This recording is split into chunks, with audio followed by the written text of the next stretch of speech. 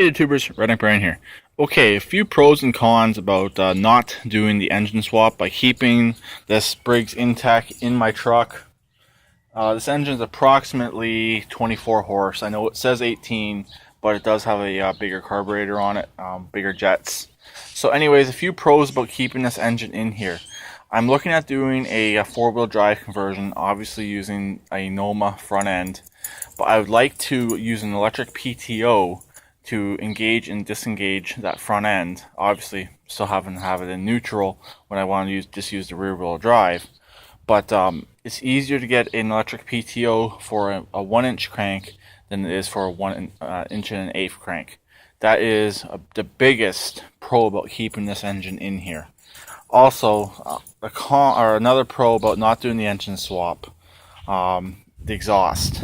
This hood has a bit narrower design in the front. It doesn't look very narrow, but when it comes down over top, it is narrower than the other tractor.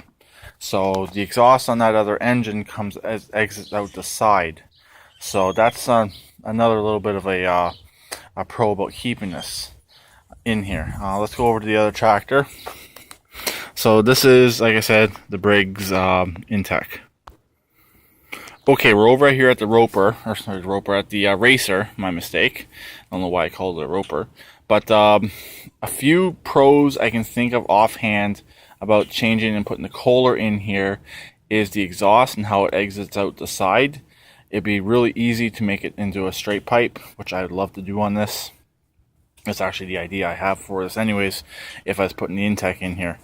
But just thinking about it, a few cons about doing that engine. I'm going to have to cut a hole in the frame for the exhaust. It has a Y pipe that drops down pretty low, and it would normally go through that front hole. And my front hole on this tractor is occupied by my front cross member for my steering. So I don't know exactly where that would land. I'd have to check the engine out, or end up having to raise up the engine, which I don't necessarily like that idea. That's the only thing against putting that engine in here. Also, the direction it goes. To put it in there like this, backwards, or put it in there forwards if I got enough clearance. I'd like to put it in there forwards because of the air filter design. It's a front air filter. So that's going to be basically redesigning a lot of stuff on here, which is not very hard to do. Also, my engine plate, I may have to try and cut that out, but try and reuse it so I can put it back in, either forward or reverse. Doesn't really matter.